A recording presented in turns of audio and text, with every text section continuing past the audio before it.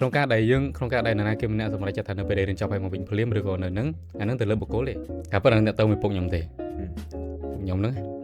គាត់ប្រាប់ថាទៅណាក៏ដោយ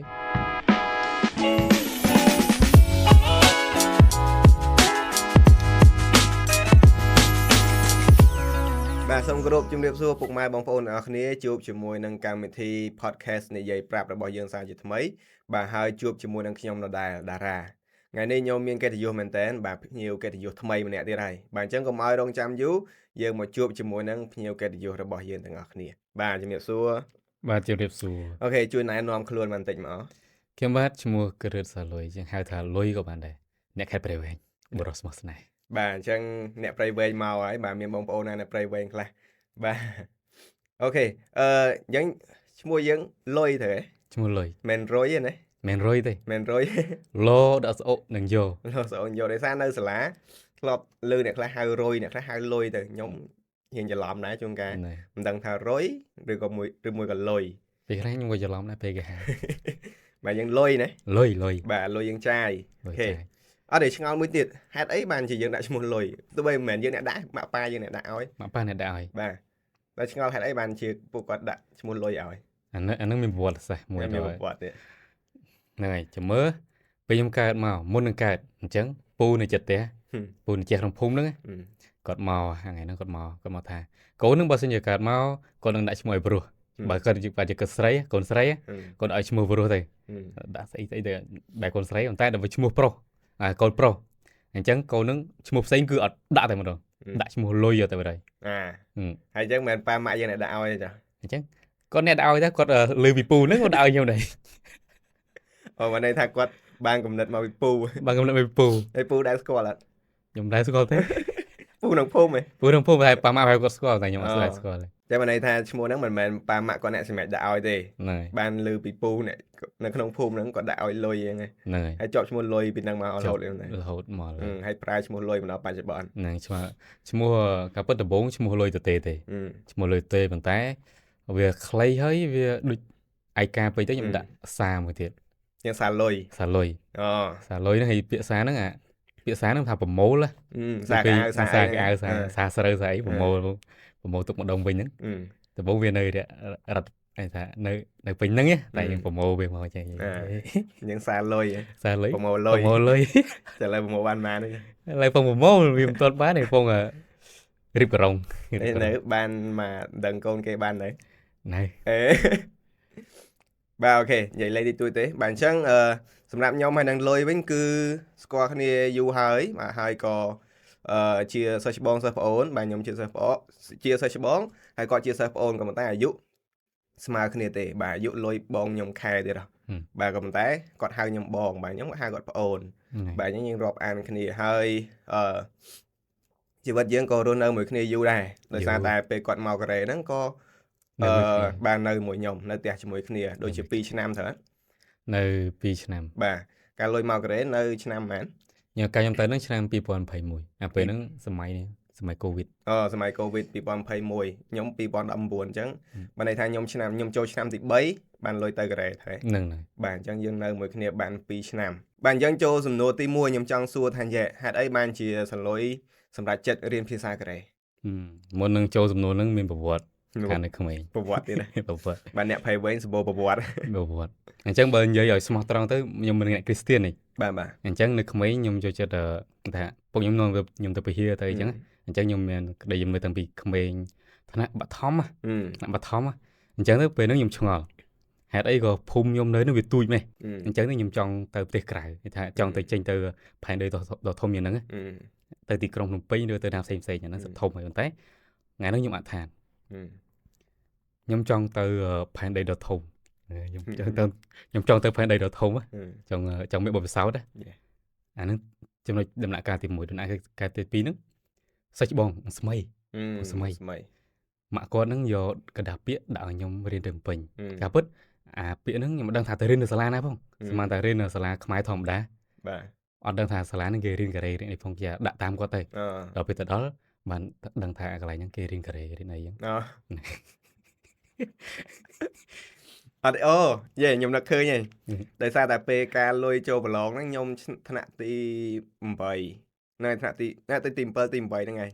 bà con cứ nè chùm lại chân nghề bà màu lô mình dùng bây giờ ấy màu thì cả con mình vô màu này đấy không giấy hãy kê đi thân bà nhưng tâm nực hơi nè nó ngày ca con màu lón miền đại con ấy lịch lâu chân nghề bà để ra tại mà đó mày chị mày chơi được một kia này là đúng chơi rất mò bờ lon dương đại sa tay này là nó dương bờ lon mình thử sạn này là bay ngay thật hay con mò mình vô cả mò này miền tây tây tây lót đây bà cái có ớt mà sập hơi có ớt bẹtแต่mà cái play mà chọc luôn mò dương đang ngay ta thằng bờ lon mò bờ lon thằng mà ngay như vậy nhỉ bờ lon nơi là thằng nắng như này bờ lon ngày nắng tao tèo vậy nhỉ đang ngày bà đợt về trắng đang ngày chọc mua chọc mà này thay chọc rụp hiệp còn ở trong khu của bà và nhom là hồn mà hay năng ngay tăng bị con trâu đến máu cái dương sợ xa một này là hồn bà cho nên ban đạp hạt Paul mùi hiền chấm lại mùi đá bà vì hạt Paul sử dụng nhóm của bàn tay nhóm đằng thả tơ sẽ lại riêng cái này bàn tay lối miền đằng này đằng tại chè tới bà lo bạn thơm mấy ai bạn riêng làm pin thế bà hay tơ nó gặp smart mấy giờ một mẫu smart mấy ô tơ sẽ lại nó phải miền sạch ra cái phục vụ hay những chiếc con tơ riêng cái lọ đào tơ riêng vua đấy kia bảy chuan vua đấy đào tơ riêng đâyแต่ละใบจวน ใบจวน បាទអូខេបន្ទាប់មកនៅពេលដែលបន្ទាប់ពីរៀននៅសាលានឹងចប់ទី12លុយក៏បានទៅកូរ៉េហ្នឹងនៅក្នុងឆ្នាំ2021បាទហើយក៏រៀននៅសាលាមួយខ្ញុំដែរបាទនៅស្នាក់នៅផ្ទះមួយខ្ញុំហើយរៀននៅសាលាមួយខ្ញុំអញ្ចឹងគាត់សើប្អូនខ្ញុំតាំងពីនៅខ្មែរទៅដល់កូរ៉េគាត់សើប្អូនខ្ញុំដែរបាទអញ្ចឹងមិនន័យថាមួយជីវិតហ្នឹងគឺជាសើប្អូនខ្ញុំរហូតអាយុបងខ្ញុំក៏មិនតាអាចខ្លាចជាបងខ្ញុំបានទេនៅតែបងខ្ញុំចេញធ្វើការយើងនេះធ្វើការខ្ញុំចេញមកមុនហីបាទអូខេអញ្ចឹងចង់សួរថានៅពេលដែលនៅប្រទេសកូរ៉េហ្នឹងយើងរៀនមុខវិជ្ជាអីគេខ្ញុំរៀនខាងបើនិយាយខ្មែរមកពាណិជ្ជកម្មអន្តរជាតិអូខេអញ្ចឹងមានន័យថាជាអ្នកធ្វើជំនួញបាទប៉ុន្តែមិនមែនលក្ខណៈតែនៅក្នុងប្រទេសតិចតួចទេរបៀប global អន្តរជាតិហ្នឹងអន្តរជាតិហើយហ្នឹងហើយអាមុខវិជ្ជាខ្ញុំហ្នឹងវាថារៀនចប់អញ្ចឹងទៅពេលចេញធ្វើការក៏វាទូលំទូលាយដែរត្រូវហើយដោយសារយើងអន្តរជាតិហីបាទហើយចូលចិត្តមុខវិជ្ជាខាងហ្នឹងត្រូវ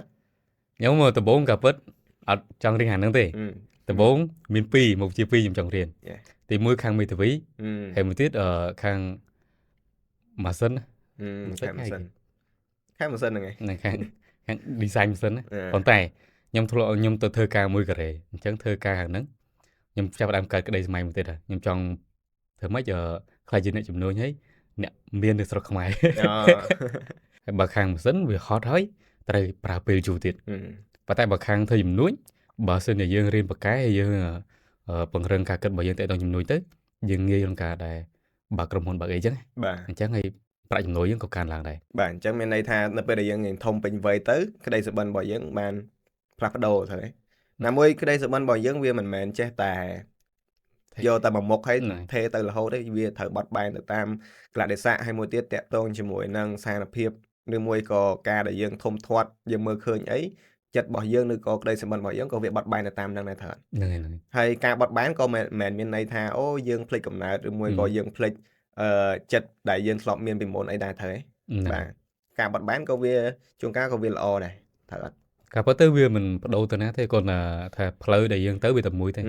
គាត់ថារបៀបដែលយើងឆ្ពោះទៅគោលដៅរបស់យើងហ្នឹងវាយើងអាប់ដេតវាបន្តិចទេអាប់ដេតទៅនេះទេបាទមិនន័យថាវារកអីដែលយើងមើលទៅយើងគិតថាអូយើងអាចធ្វើវាបានយេឥឡូវខ្ញុំចង់សួរដោយសារនេះខ្ញុំគិតថាវាជាសំណួរដែលសំខាន់ដោយសារតែលុយគឺជាសិស្សដែលទើបតែរៀនចប់ហើយត្រូវនៅកូរ៉េសាកលខ្ញុំទើបរៀនចប់សាកលចប់នៅក្នុងឆ្នាំ2025ហ្នឹងហើយទើបចប់ដែរអូខេអញ្ចឹងហើយគឺជាភ្ញៀវដែលពិសេសមួយដែរបាទអញ្ចឹងខ្ញុំចង់សួរសំណួរតាក់ទងថានៅពេលដែលយើងរៀនចប់តែយើងមាន plan អីគេអានោះសម្រាប់ខ្ញុំផ្ទាល់ plan បើថាផែនការជីវិតរបស់ខ្ញុំដំបូងគឺចង់ចេញរកការងារធ្វើបាទប៉ុន្តែនៅពេលដែលខ្ញុំស្រាវជ្រាវថានៅពេលដែលរៀនចប់សាកលអញ្ចឹងនៅពេលដែលយើងចេញការងារចេញធ្វើការទៅវាផលលំបាកអីខ្លះតែវាមានច្រើនទី1ទោះបីជាយើងរៀនខាងមុខខាងជំនួយលក្ខណៈបែបអន្តរជាតិមែនប៉ុន្តែការកន្លែងដែលគេទទួលយើងអញ្ចឹងវាមានដែនកំណត់អញ្ចឹងវាមិនសូវទូលំទូលាយហើយណាមួយមានគូប្រកែង គូប្រកេងអ្នកបច្ចេកជាមួយយើងច្រើនដែរ យ៉ា យើងមិនទៅយើងណា ត្រូវហ៎ មានថៃមានយួន Yeah. មានវៀតណាមម៉ាឡេស៊ីមានមីយ៉ាន់ម៉ាផ្សេងគេយើងត្រូវប្រកួតប្រជែងមួយប៉ុណ្ណឹង បាទ ចឹងទៅខ្ញុំក៏សម្រេចចិត្តថាត្រូវរៀនអនុឲ្យចប់សិន ហេតុអីនៅពេលដែលរៀនអនុចប់មានន័យថាកន្លែងដែលយើងត្រូវរកការងារក៏វាស្រួលហើយនៅពេលដែលយកវីសាទៅយើងសុំវីសាប្រទេសគេដើម្បីធ្វើការក៏ស្រួលដែរ បាទ ហ្នឹងហើយថានៅពេលដែលចប់សាកលភ្លាមយើងទៅសុំវីសារៀងពិបាកតិចអញ្ចឹងតើខាងរដ្ឋគេអនុញ្ញាតឲ្យយើងធ្វើការនឹងបានយើងធ្វើការហើយការងារដែលយើងធ្វើនឹងតើត្រូវជាមួយមុខជំនាញដែលយើងរៀនបានធ្វើការប៉ុន្តែបើសិនជាយើងរៀនចប់អនុអញ្ចឹងទោះបីជាយើងធ្វើការខុសជំនាញរបស់យើងក៏គេអូខេហើយដែរ អូខេ អាហ្នឹងអ្វីដែលខ្ញុំដឹងណា បាទ ហើយអ្វីដែលខ្ញុំកំពុងត្រៀមដែរ បាទអញ្ចឹងមានន័យថា plan ជីវិតសលុយទៅមុខទេឥឡូវគឺកំពុងតែត្រៀមខ្លួនដើម្បីចូលអនុបណ្ឌិត បាទចូល master ណា master បាទឥឡូវបានចូលនៅ ចូលខែ ចូលខែ 3 នេះណាអូខេអញ្ចឹងទៅខ្មែរទៅកូរ៉េវិញយើងចាប់ផ្ដើមត្រៀមខ្លួនចូលរៀនហើយណា ហ្នឹងហើយ បាទអូខេយើងជូនពរឲ្យរៀនចប់បាទស៊ូអូខេតោះមកខ្ញុំចង់សំណេះសំណាលមួយសលុយមួយចំណុចនេះបាទដោយសារតែនៅពេលដែលយើងរៀននៅក្រៅស្រុកឬមួយក៏ដូចយើងរៀននៅប្រទេសកូរ៉េគឺនៅពេលដែលយើងរៀនចប់គឺយើងមានអញ្ញបានថាជំរើស2ធំហ្នឹង បាទទី1ដូចខ្ញុំគឺចប់ភ្លាមគឺមកខ្មែរភ្លាម ហ្នឹង បាទហើយមួយទៀតយើងចប់ភ្លាមយើងបន្តនៅកូរ៉េសិនមិនថាយើងធ្វើការឬមួយក៏យើងរៀនតទេបាទអញ្ចឹងមានជំរើស2ធំហ្នឹងទី1មកប្រទេសយើងវិញមកខ្មែរភ្លាមទី2គឺយើងនៅបន្តនៅប្រទេសគេទៀតតើសលុយគិតមិនវិញចំពោះ2ចំណុចធំហ្នឹងចំណុច2ហ្នឹងបាទ មិនថារៀនចប់ភ្លាមមកភ្លាមមួយទៀតនៅតសិន បាទ ខ្ញុំក៏ពិតតែរៀនដំបូងថារៀនចប់ភ្លាមក៏ចង់មកខ្មែរភ្លាមវិញភ្លាមដូចមួយដែរ បាទ ហេតុអីនៅប្រទេសគេយូរក៏វាមិនសូវនេះប្រហែលដែរ បាទថៃ យល់ បាទ ដល់មកយល់វិញ ក្នុងនាមខ្ញុំជាអ្នកដែលទៅរៀនចប់ភ្លាមមកភ្លាមខ្ញុំយល់បាទដោយសារតែនៅស្រុកគេយើងដឹងហើយមិនជាស្រុកកំណើតរបស់យើងទេទោះបីជាស្រុកគេរស់ស្រួលឬក៏វាល្អយ៉ាងណាក៏ដោយប៉ុន្តែអត់មានអីសំណុកសុខស្រួលជាងស្រុករបស់យើងទេបាទអូខេបន្តទៀតមក ប៉ុន្តែមានជំរឿនមួយទៀតថានៅតទៀតដំបូងនេះខ្ញុំថាររៀនចប់ហើយមកភ្លាមនេះថាបើសិនជាយើងយកវិញ្ញាបនបត្រមកធ្វើការនៅខ្មែរមកអាហ្នឹងក៏គេទទួលស្គាល់ដែរប៉ុន្តែដល់ពេលអង្គុយគិតយូរទៅអត់ទេត្រូវនៅតទៀតអាហ្នឹងចំពោះខ្ញុំប៉ុន្តែក្នុងការដែលណាគេម្នាក់សម្រេចចិត្តថានៅពេលរៀនចប់ហើយមកវិញភ្លាមឬក៏នៅហ្នឹងអាហ្នឹងទៅលើបុគ្គលទេ បាទ បើសិនជាមានក្តីសម័យច្បាស់លាស់ចំពោះខ្លួនឯង បាទ ក្នុងការដែលមកខ្មែរអាហ្នឹងអូខេព្រោះខ្ញុំក៏ដំបូងក៏មានក្តីសម័យខ្លួនឯងដែរប៉ុន្តែខ្ញុំបដូរទៀតហើយខ្ញុំអាប់ដេតទៀតហើយអញ្ចឹងបើសិនមានក្តីសម័យមកខ្មែរទៅធ្វើនេះធ្វើនោះតាមអ្វីដែលខ្លួនឯងចង់ធ្វើហើយមានថានិមិត្តច្បាស់លាស់អាហ្នឹងមកខ្មែរមកអាហ្នឹងល្អជាងនៅប្រទេសកូរ៉េព្រោះនៅនោះស្មុកប៉ុន្តែអត់ទាន់ចង់មកខ្មែរទេចង់នៅនឹងដើម្បីអភិវឌ្ឍខ្លួនឯងថែមទៀតឬក៏ចង់ប្រមូលដើមទុននៅនឹងសិនហើយចាំមកខ្មែរវិញអាហ្នឹងក៏អូខេដែរ បាទ អាស្ថិតលើបុគ្គលចំពោះខ្ញុំហេតុអីក៏ខ្ញុំអត់មកព្រោះខ្ញុំចង់នៅប្រមូលដើមទុនសិនព្រោះខ្ញុំមានកម្រោងហ្នឹងមករកស៊ីនៅខ្មែរអញ្ចឹងទៅខ្ញុំចង់ប្រមូលដើមទុនមកក្រែលចាំមកខ្មែរបើកនេះបើកនោះអញ្ចឹងបាទអូខេអញ្ចឹងមានន័យថាសរុបសេចក្តីមកវិញទោះបីជាយើងទៅណាក៏ដោយសំខាន់គឺគោលដៅច្បាស់លាស់របស់យើងគោលដៅច្បាស់លាស់បាទមិនថាយើងរៀនចប់ភ្លាមមកខ្មែរភ្លាមឬមួយក៏យើងរៀនចប់ហើយយើងបន្តនៅស្រុកគេគឺសំខាន់ថាយើងមានគោលដៅអត់បាទឧទាហរណ៍ថាយើងរៀនចប់ហើយយើងមកខ្មែរយើងថាអូខ្ញុំនឹងមកខ្មែរក៏ប៉ុន្តែយើងអត់មានគោលដៅដើរតក់ខ្យល់ដូចគេដូចឯងដែរទេបាទហើយមួយទៀតនិយាយថាអូខ្ញុំរៀនចប់ហើយខ្ញុំចង់បន្តនៅកូរ៉េប៉ុន្តែយើងមានគោលដៅថាខ្ញុំចង់រៀនបន្តឬមួយក៏ខ្ញុំចង់ធ្វើការនេះធ្វើការនោះយើងចេះតែបន្តរស់នៅធ្វើម៉េចឲ្យបានរស់នៅប្រទេសគេអាហ្នឹងក៏ដូចតែគ្នាដែរដូចគ្នាទេអញ្ចឹងអ្វីដែលសំខាន់គឺទៅណាក៏ដោយគឺគោលដៅច្បាស់លាស់បាទដូចខ្ញុំអញ្ចឹងពេលដែលខ្ញុំមកខ្មែរគឺខ្ញុំមានគោលដៅមួយខ្ញុំស្វែងរកការងារនៅខ្មែរហើយមួយទៀតដំបូងឡើយតាមពិតខ្ញុំរកការងារដែលតាក់ទងជាមួយនឹងជំនាញរបស់ខ្ញុំក៏ប៉ុន្តែវាពិបាកក្នុងការរកអញ្ចឹងហើយខ្ញុំបានផ្លាស់ប្ដូរផ្លូវមួយទៀតគឺរកអ្វីដែលខ្ញុំចូលចិត្តបាទអញ្ចឹងអ្វីដែលខ្ញុំចូលចិត្តគឺតាក់ទងជាមួយនឹងបណ្ដាញសង្គមបាទតាក់ទង media ការថតវីដេអូឬមួយក៏ការធ្វើ content ធ្វើចម្រៀងធ្វើអីរហូតមកដល់បច្ចុប្បន្នខ្ញុំអាចបើកក្រុមហ៊ុនតូចខ្លួនឯងមួយបាទអញ្ចឹងវាជាគោលដៅច្បាស់លាស់របស់ខ្ញុំសម្រាប់សាឡុយវិញគឺគាត់មានគោលដៅច្បាស់លាស់របស់គាត់គឺចង់រកដើមទុនដើម្បីនឹងធ្វើ ធ្វើការងាររបស់គាត់ឬក៏សម្រេចគោលដៅរបស់គាត់បាទអញ្ចឹងគាត់បន្តនៅកូរ៉េដោយសារតែយើងរៀន master ក៏យើងអាចចំណាយពេលធ្វើការដែរអត់ត្រូវអត់ចំណាយពេលធ្វើការយើងមានពេលធ្វើការបាទអញ្ចឹងមានន័យថាយើងបានទាំងចំណេះហើយយើងបានរកបានទាំងដើមទុនរបស់យើងទៀតហ្នឹងហើយបាទការពិត